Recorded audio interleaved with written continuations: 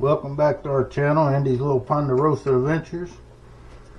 We're at the Big Ponderosa today, and we're not out camping. We're here celebrating Christmas, and we're making what I call my spin on apple crisp. And you get just any kind of apple pie filling that you want. I'm using Always Save because groceries is getting expensive, so I'll go with the cheapest ingredients. You put your apple pie filling in the pan like that, and I'm going to sprinkle some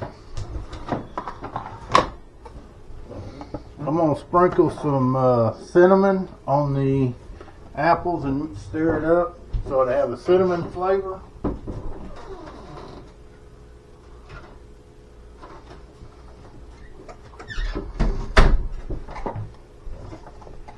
I'm going to be using the organic ground cinnamon. You can get that at just about any retail store like Walmart or Harps. Depends on how much cinnamon you want. Depends on how much you put in there. I'm not going to just give it an overwhelming taste of cinnamon. And you just mix it up like so.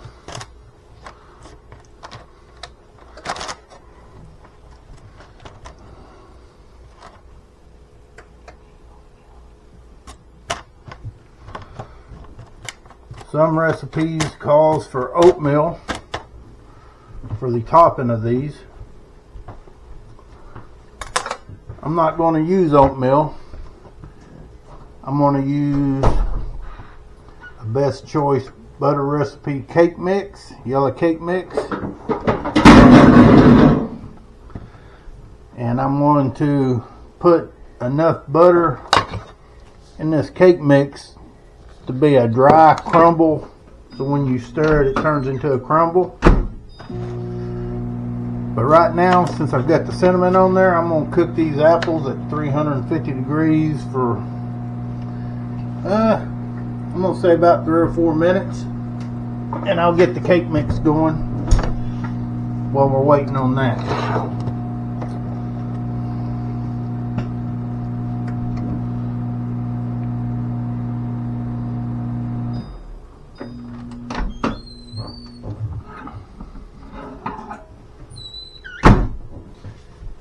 What I do is I take butter, that's close to 3/4 of a cup of butter. I'm not going to use it all.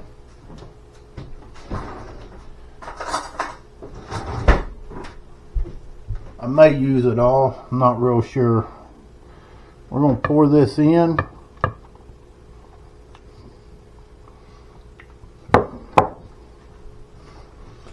And I'm going to stir this up. If you have a mixer, you can do it with the mixer. My mixer's being used right now, making another dessert. It's cranberry cinnamon cookies. But I'm going to do this by hand. You can see, mix this up. And it's almost getting the right consistency.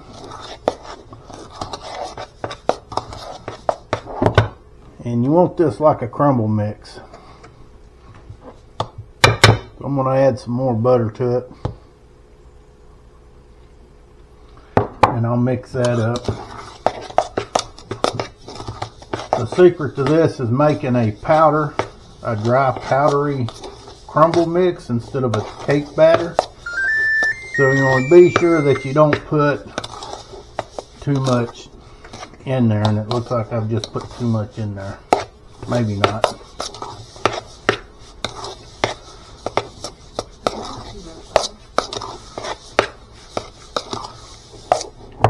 As you can see, it's almost too much butter, but we can crumble that and that will go on top.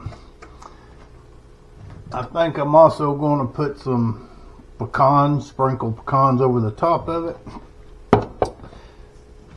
Set that to the side. Time to pull the apples out of the oven.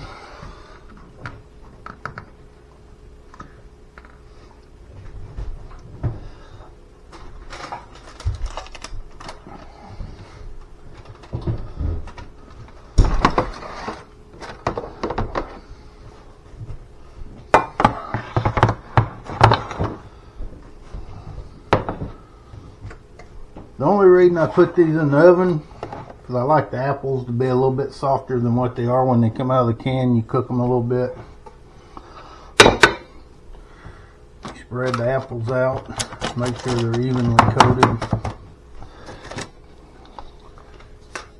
And then you take this mixture. Make sure it's crumbled up. And you just sprinkle it over the top.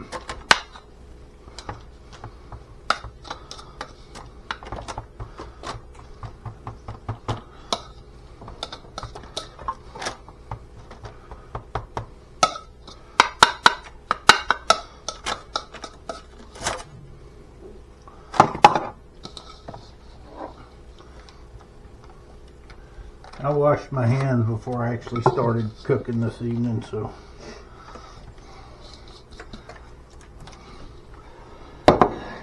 And that's what it looks like after you get the cake mix crumbled across it.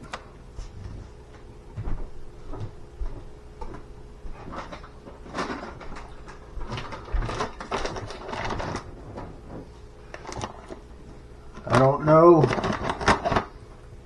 whole pecans or ground down chopped up pecans, however you want to do it. I like pecans anyway, so I'm going to put them on there whole, and I'm just going to sprinkle some across it. And these is Nature's pecan halves.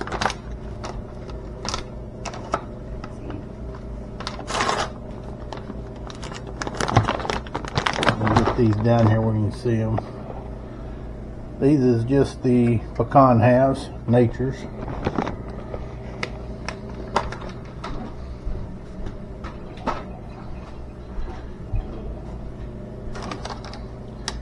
And I'll put them in the oven, 350 degrees, and you're basically just going to let the cake mix up on top brown, and I'll show you what the finished product is here in a minute when it gets done.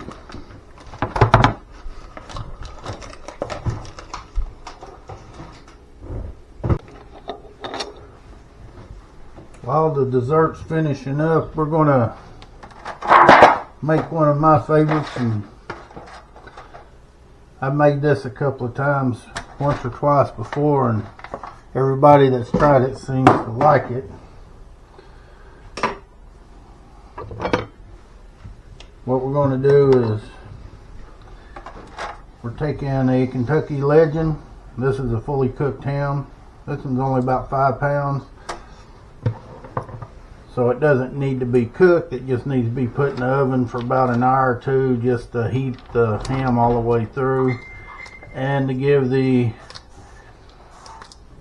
what you would call a glaze that I make for it a chance to thicken up and make an actual glaze that sticks to it. We're going to take the ham out of the package, lay it in this full pan, and what we make the glaze out of is the pineapple juice out of the sliced pineapples, the juice out of the cherries, a little bit of Worcestershire sauce,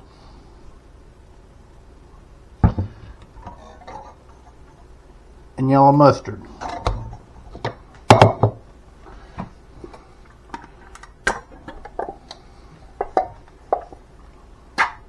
We're going to open the pineapples Dunk the juice in. Set them to the side because we're going to end up putting the pineapple on the ham. And then the juice out of the cherry, we're going to put it in.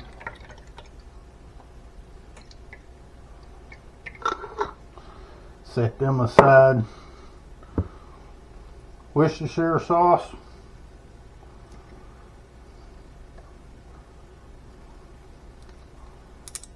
Well, I gotta figure out how to open it.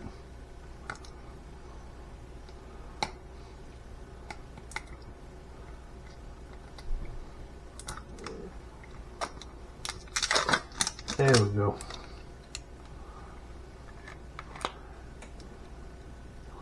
These little toppers right here at the top, the sills, you get on my nerves sometimes when they put them on. I know why they put them on there, but they need to make them a little easier to get off. I'm gonna put just a tad bit in. One other ingredient that I forgot, brown sugar. This is actually going to make it set up and bake onto the ham. This is about a half a bag. It's probably going to take half of this or a little more. You want it a little bit thicker so it sticks to the ham, so we'll see how much it takes. Put half of that in there. Yellow mustard. Half the half. This is a recipe that I only got half of while watching a cooking show years ago. And I don't know what the rest of the recipe is, but for pork, this works perfect because it's kind of a sweet and sour.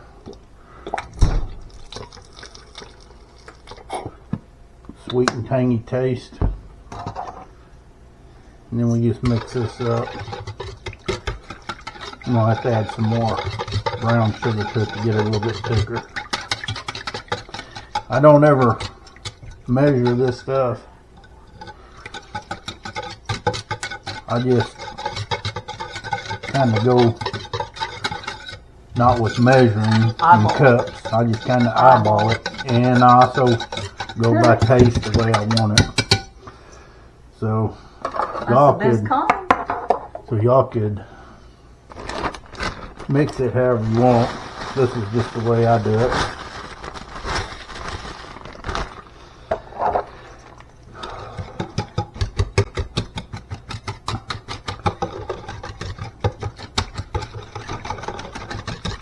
And I think it's going to end up taking all that. That was probably about 1 pound, or 1 pound of brown sugar. It's probably going to take it all.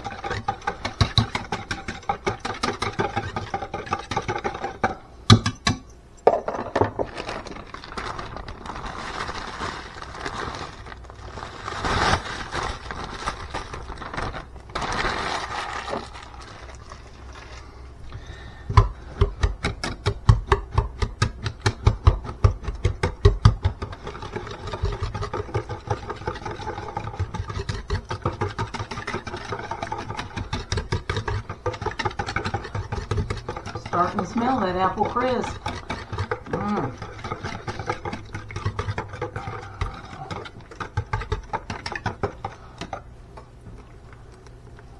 think I need to add more. I've got more.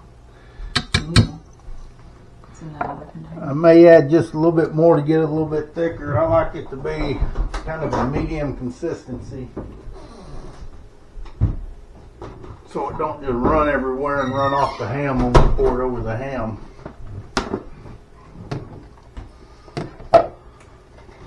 That's probably about 1.5 pounds then.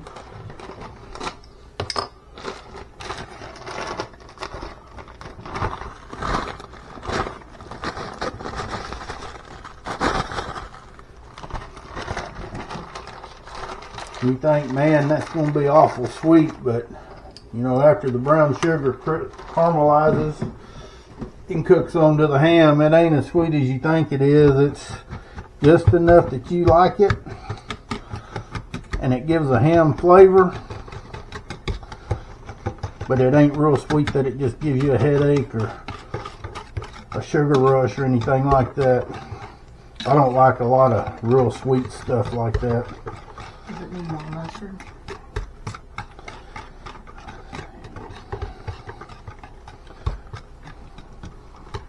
Do you just kind of taste it to see?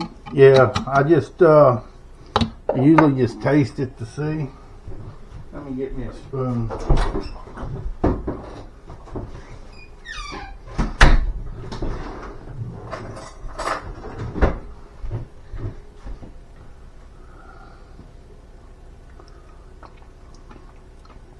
It needs some more mustard. Usually I use a whole bottle of mustard because you want it kind of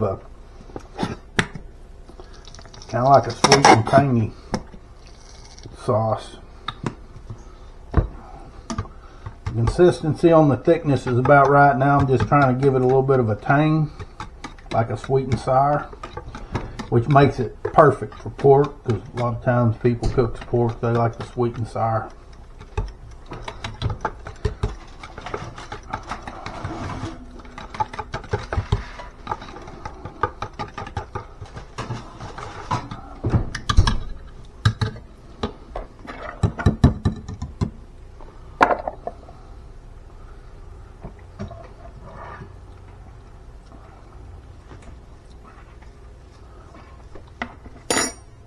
I think that's going to be perfect right there.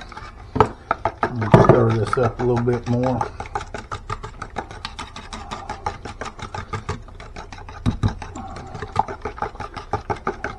Make sure I get all the big lumps out of it.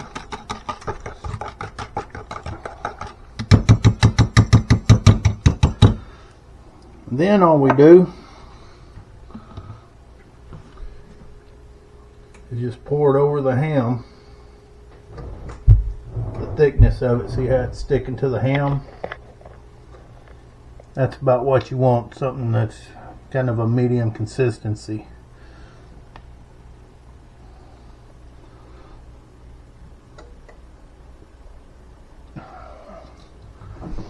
And then when it cooks, it actually, you can use this, the rest of this to baste it with if you want. Take a small spoon and keep scooping it over. And then about halfway through,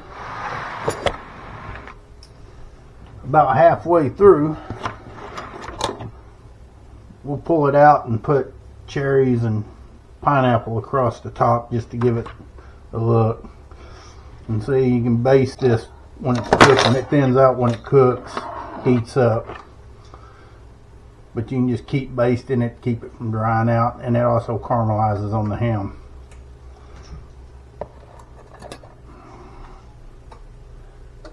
So when we're done, we'll get ready to put it in the oven.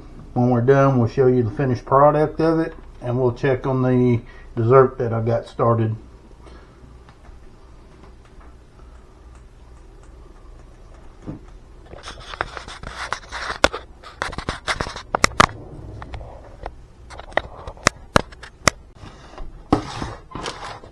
We just pulled my recipe of the apple crisp out, and here's a real close look at it.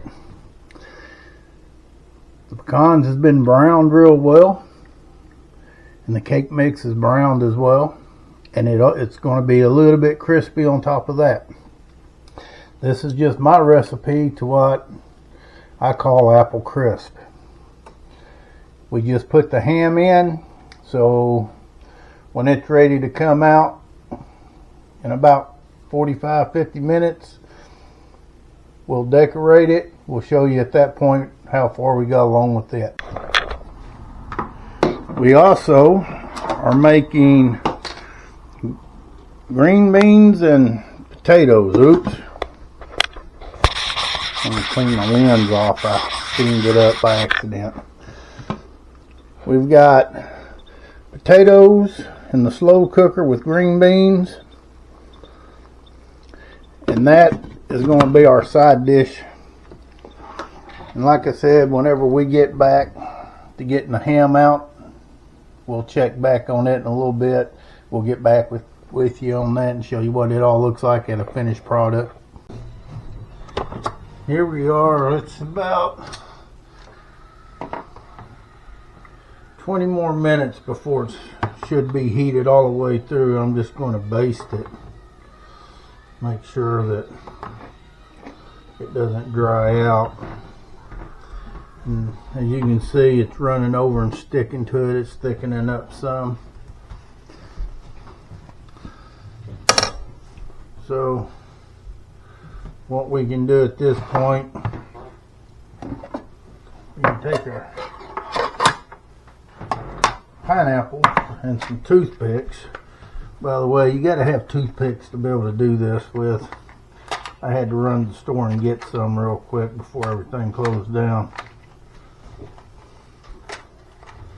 Well, my box ain't opening real good.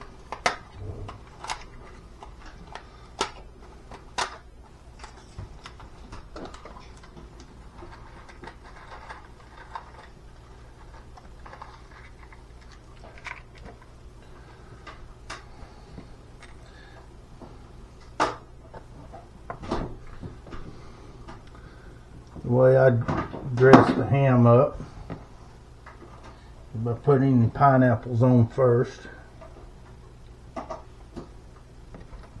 holding them with the toothpicks like so.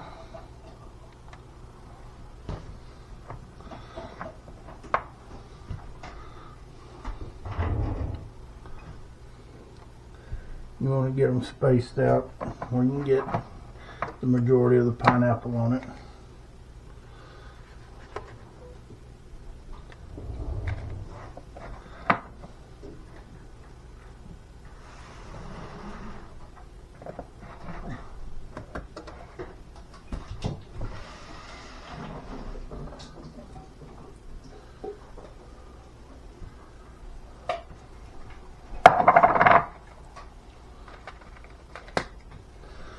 Just like so. Now, I do have 3 pieces of pineapple. I'm just going to lay them over into this and let them cook inside that juice. Once we get the pineapples on there, we're going to take cherries here and we're going to put 1 to 2 of them on each toothpick, like so.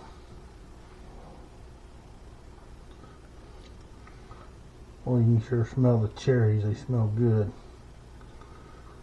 Oop. And if you have too many cherries, don't worry about it, because we'll put that in the juice and let them cook in that juice as well, like the pineapple, like so.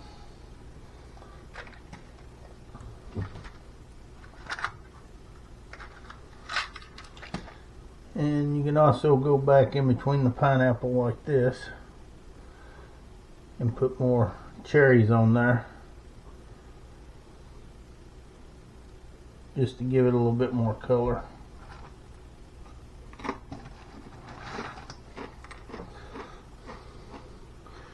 can put 2 on them as well.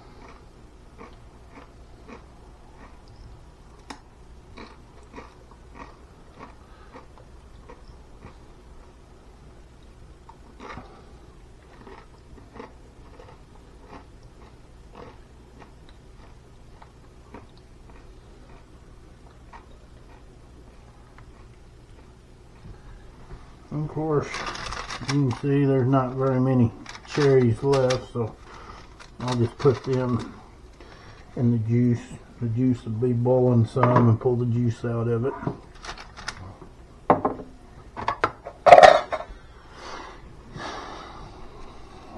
And before it goes back in, I'll baste it one more time. Get all that flavor in on the pineapples and cherries.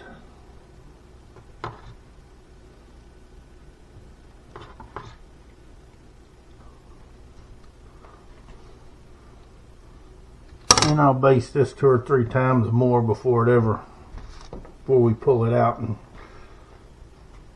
eat. So we'll go back in the oven with it.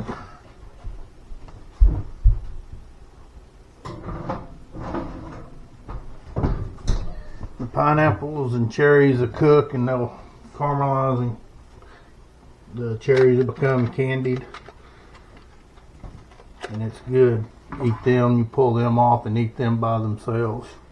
And the pineapple as well. When we get ready to pull it out for the final time, we'll show you what the final product looked like. Just pulled the ham out. And you can see how the cherries candied a little bit and started shriveling. The pineapples has got a little bit of a crust around the edges of it. And the juice that's in it is just about right. And that is the final product of a recipe that I've used.